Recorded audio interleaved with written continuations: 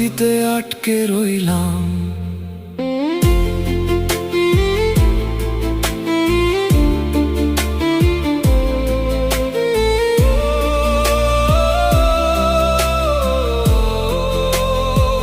আমাদের গল্পটা ছিল একটা অসমাপ্ত উপন্যাস।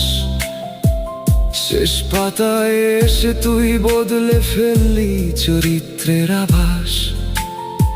যে কবিতায় তোর নাম ছিল প্রতিটা লাইনের শেষে,